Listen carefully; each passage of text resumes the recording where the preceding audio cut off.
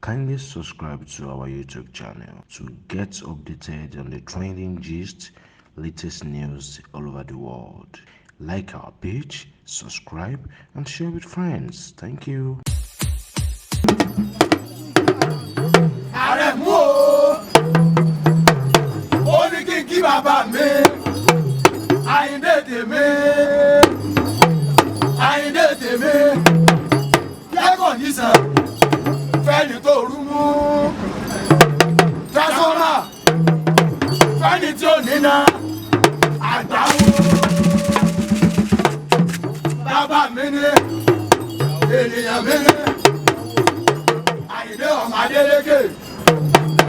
Tó bá ń bẹ nílé tó ń gbọ́rù mi Àrẹ̀mú ló ní kí n kí ọ Aláyàndé èrè àsàlátù ó ní kí bàbá mi Àyìndé aláṣẹ arólàsì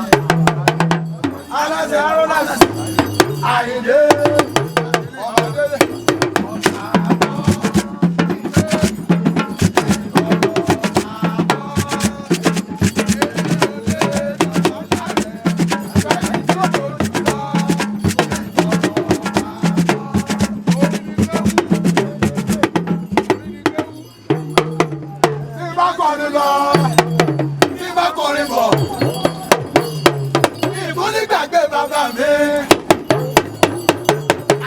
Ọmọ Sọlá Gbadé orí mi kéwú kéwú kéwú kéwú.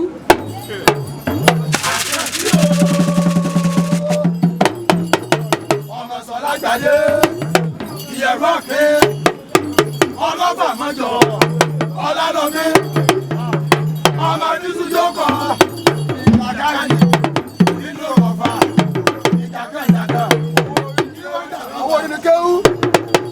Èrè àsàlátù ìnáwó orí ni kéwú sódìdá ọgọ́ wa ni ènìyàn wa ni Àkànjí ọmọ Sọlá Gbadé ọmọ Àbẹ̀bí kúlẹ̀ mọ́tù kódó olóògbé ní ọjọ́ sí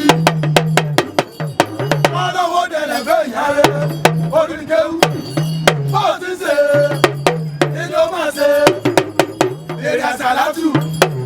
Ìròyìn rẹ̀ bébí onílù ọ̀la àwọn ìròyìn rẹ̀.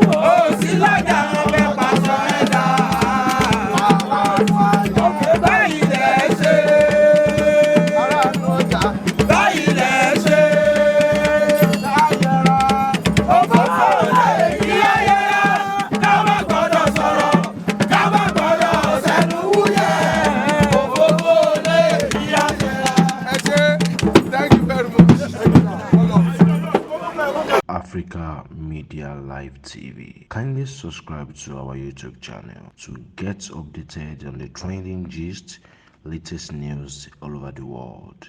Like our page, subscribe, and share with friends. Thank you.